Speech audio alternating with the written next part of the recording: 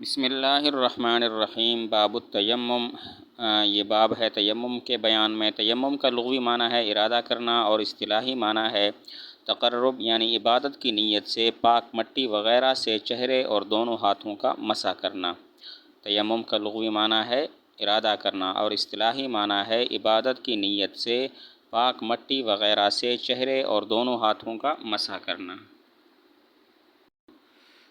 وَمَن لَّمْ يَجِدِ الْمَاءَ، اور جو شخص نہ پائے پانی کو، وَهُوَ مُسَافِرٌ، اور وہ مسافر ہو، او خارج المصر، یا شہر سے باہر ہو، وَبَيْنَهُ وَبَيْنَ المصر، اور اس کے اور شہر کے درمیان نحو المیل او اکثر، 1 میل یا اس سے زائد کا فاصلہ ہو، او کان یجد الماء، یا وہ پانی پائے، الا انہ مریض، مگر یہ کہ وہ بیمار ہے، فخاف، پس ڈرے، ان استعمل الماء، اگر اس نے پانی استعمال کیا، اشتد مرضہ، تو سخت ہو جائے گی اس کی بیماری، او خاف الجنب، یا ڈرے جنبی، ان اغتسل، کہ اگر اس نے غسل کیا، بالماء، پانی کے ساتھ، یقتلہ البرد، تو مار دے گی اس کو سردی، او یمرضہ، یا اس کو بیمار کر دے گی، فإنہ، پس بے شک وہ، یتیمم، تیمم کرے، بالصعید، پاک مٹی کے ساتھ۔ مطلب یہ ہوا کہ اگر سفر ہے اور پانی نہیں ہے، یا وہ شہر سے باہر ہے اور اس کے اور شہر کے درمیان 1 میل یا زائد کا فاصلہ ہے، یا پانی تو ہے لیکن وہ بیمار ہے اور اسے ڈر ہے کہ اگر پانی استعمال کیا تو اس کا مرض بڑھ جائے گا، یا جنبی ہے اور اس کو ڈر ہے کہ اگر میں نے پانی سے غسل کیا تو ٹھنڈ مار دے گی اسے، یا ٹھنڈک کی وجہ سے وہ بیمار ہو جائے گا، تو وہ تیمم کر سکتا ہے، وہ مٹی کے ساتھ تیمم کر سکتا ہے۔ مسئلہ یہ ہے کہ اگر سفر کی حالت میں پانی نہیں ہے، یا وہ شخص شہر کے باہر ہے اور اس کے اور شہر کے درمیان 1 میل یا زائد کا فاصلہ ہے، یا پانی تو موجود ہے لیکن وہ بیمار ہے اور اسے خطرہ ہے کہ اگر اس نے پانی استعمال کیا تو اس کی بیماری بڑھ جائے گی، یا جنبی ہے اور اسے خطرہ ہے کہ اگر پانی سے غسل کیا تو ٹھنڈک کی وجہ سے مر جائے گا یا بیمار ہو جائے گا، تو وہ تیمم کر سکتا ہے۔ تیمم قرآن مجید سے بھی ثابت ہے اور حدیث سے بھی۔ قرآن مجید میں ہے فَلَمْ تَجِدُوا مَاءً فَتَيَمَّمُوا صَعِيدًا طَيِّبًا، پھر اگر تم کو پانی نہ ملے تو تم پاک زمین سے تیمم کر لیا کرو۔ حدیث میں ہے کہ مٹی مسلمان کے لیے حصول طہارت کا ذریعہ ہے، خواہ 10 برس بھی پانی میسر نہ ہو۔ تیمم کا ثبوت قرآن مجید سے بھی ہے اور حدیث سے بھی ہے۔ قرآن مجید میں ہے فَلَمْ تَجِدُوا مَاءً فَتَيَمَّمُوا صَعِيدًا طَيِّبًا، پھر تم کو پانی نہ ملے تو پاک مٹی سے تیمم کر لیا کرو۔ حدیث میں ہے مٹی مسلمان کے لیے حصول طہارت کا ذریعہ ہے، خواہ 10 برس بھی پانی میسر نہ ہو۔ وَالتَّيَمُّمُ ضربتان، اور تیمم 2 ضربیں ہیں، یمسح بإحداہما، مسح کرے ان میں سے ایک کے ساتھ، وجہہ، اپنے چہرے کا، وبالأخری، اور دوسرے کے ساتھ، یدیہ الی المرفقین، اپنے دونوں ہاتھوں کا کہنیوں تک۔ والتیمم ضربتان، تیمم 2 مرتبہ زمین پر ہاتھ مارنا ہے، 1 مرتبہ ہاتھ مارنے کے بعد اپنے چہرے کا مسح کرے، اور 1 مرتبہ ہاتھ مارنے کے بعد اپنے ہاتھوں کا کہنیوں تک مسح کرے۔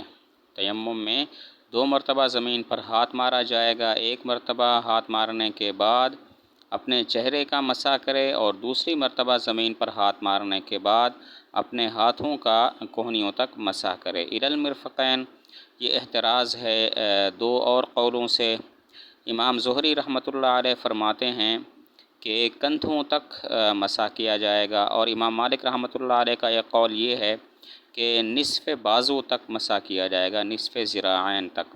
تو ان دونوں سے احتراز کرتے ہوئے فرمایا الی المرفقین، کہ کہنیوں تک مسح کرے۔ الی المرفقین کا لفظ 2 اور قولوں سے احتراز ہے۔ امام زہری رحمۃ اللہ علیہ فرماتے ہیں کہ کندھوں تک مسح کرے۔ امام مالک کا ایک قول یہ ہے کہ نصف ذراعین، نصف بازو تک مسح کرے۔ الی المرفقین کہہ کر ان دونوں قولوں سے احتراز ہو گیا کہ کہنیوں تک مسح کرے۔ والتیمم، اور تیمم فی الجنابۃ والحدث، جنابت اور حدث میں سواء، برابر ہے۔ یعنی خواہ جنابت کا تیمم ہو یا وضو کا تیمم ہو، دونوں برابر ہیں، نیت اور فعل کے لحاظ سے ان میں کوئی فرق نہیں ہے۔ اسی طرح حیض اور نفاس کا الحاق بھی جنابت کے ساتھ ہے، اس کے لیے بھی اسی طرح کا تیمم ہوگا۔ بعض حضرات فرماتے ہیں کہ نیت کے ذریعے امتیاز ضروری ہے، یعنی جنابت کا تیمم ہو تو پھر جنابت کے ازالہ کی نیت کرے، اور اگر وضو کا تیمم ہو تو پھر حدث کے ازالہ کی نیت کرے۔ تیمم خواہ جنابت کا ہو یا حدث کا ہو، دونوں برابر ہیں، نیت اور فعل کے لحاظ سے کوئی فرق نہیں ہے۔ حیض و نفاس کا جو تیمم ہے وہ بھی جنابت کے ساتھ لاحق ہے، کوئی فرق نہیں ہے۔ البتہ بعض حضرات فرماتے ہیں نیت کے لحاظ سے فرق اور امتیاز ضروری ہے۔ تیمم جنابت کا ہو تو جنابت کے ازالے کی نیت کرے، تیمم وضو کا ہو تو حدث کے ازالے کی نیت کرے۔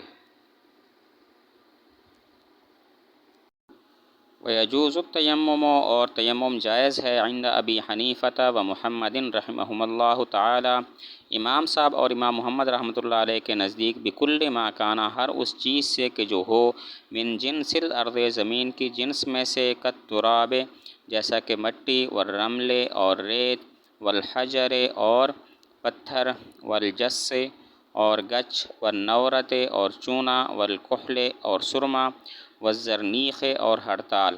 وقال ابو یوسف رحمہ اللہ تعالی، امام ابو یوسف فرماتے ہیں، لا یجوز الا بالتراب والرمل خاصتاً، جائز نہیں ہے مگر مٹی اور ریت کے ساتھ خاص طور پر۔ وَيَجُوزُ التَّيَمُّمُ، تیمم کس چیز سے جائز ہے، اختلاف ہے۔ طرفین فرماتے ہیں کہ ہر اس چیز سے تیمم جائز ہوگا جو زمین کی جنس میں سے ہو، یعنی اسے آگ نہ جلا سکے اور پانی اسے نہ گلا سکے، تو اس سے تیمم جائز ہوگا، جیسا کہ مٹی، ریت وغیرہ۔ جبکہ امام ابو یوسف رحمۃ اللہ علیہ فرماتے ہیں کہ صرف مٹی اور ریت سے تیمم جائز ہے، باقی چیزوں سے جائز نہیں ہے۔ تیمم کس چیز سے جائز ہے؟ طرفین فرماتے ہیں ہر اس چیز سے کہ جو زمین کی جنس میں سے ہو، یعنی اسے آگ نہ جلا سکے اور وہ پانی میں نہ گل سکے، جیسا کہ مٹی، ریت، پتھر، چونا وغیرہ۔ جبکہ امام ابو یوسف رحمۃ اللہ علیہ فرماتے ہیں صرف مٹی اور ریت سے تیمم جائز ہے، باقی چیزوں سے جائز نہیں ہے۔ والنیت، اور نیت، فرض فی التیمم، فرض ہے تیمم میں، ومستحبۃ فی الوضوء، اور وضو میں مستحب ہے۔ تیمم اور وضو کا فرق یہ ہوا کہ نیت تیمم میں فرض ہے اور وضو میں فرض نہیں ہے بلکہ مستحب ہے۔ جبکہ امام ظفر رحمۃ اللہ علیہ فرماتے ہیں کہ وضو کے اندر بھی، جس طرح وضو کے اندر نیت فرض نہیں ہے، تیمم کے اندر بھی نیت فرض نہیں ہوگی۔ ان کی دلیل یہ ہے کہ تیمم وضو کا قائم مقام ہے۔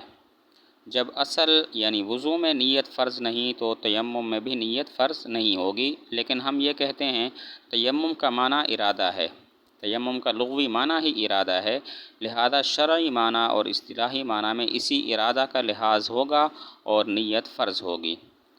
تیمم میں نیت فرض ہے اور وضو کے اندر یہ نیت مستحب ہے۔ جبکہ امام ظفر رحمۃ اللہ علیہ فرماتے ہیں کہ جس طرح وضو میں نیت فرض نہیں ہے، تیمم میں بھی نیت فرض نہیں ہوگی۔ ان کی دلیل یہ ہے کہ تیمم وضو کا نائب ہے، اس کا قائم مقام ہے، وضو اصل ہے، تو جب اصل میں نیت ضروری نہیں ہے تو نائب میں بھی نیت ضروری نہیں ہوگی۔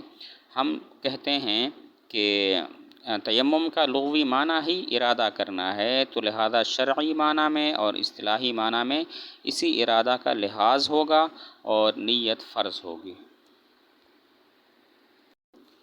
وَيَنْقُضُ التَّيَمُّمَ، اور توڑ دیتی ہے تیمم کو، كُلُّ شَيْءٍ، ہر وہ چیز، يَنْقُضُ الْوُضُوءَ، جو توڑ دیتی ہے وضو کو، وَيَنْقُضُهُ أَيْضًا، اور نیز تیمم کو توڑ دیتا ہے رؤیۃ الماء، پانی کا دیکھنا، اذا قدر علی استعمالہ، جبکہ قادر ہو اس کے استعمال پر۔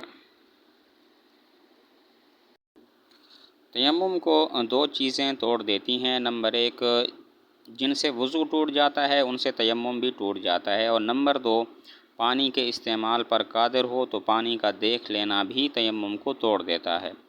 تیمم کو دو چیزیں توڑتی ہیں، نمبر ایک جن سے وضو ٹوٹ جاتا ہے ان سے تیمم بھی ٹوٹ جاتا ہے، نمبر دو پانی کے استعمال پر قادر ہو تو پانی کا دیکھ لینا بھی تیمم کو توڑ دیتا ہے۔ لیکن پانی کے دیکھنے سے تیمم تب ٹوٹے گا جب کہ دو شرطیں پائی جائیں۔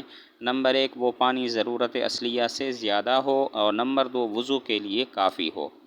پانی کے دیکھ لینے سے تیمم تب ٹوٹے گا جبکہ 2 شرطیں پائی جائیں۔ نمبر 1 وہ پانی اس کی ضرورت اصلیہ سے زائد ہو، اور نمبر 2 وضو کے لیے وہ کافی ہو۔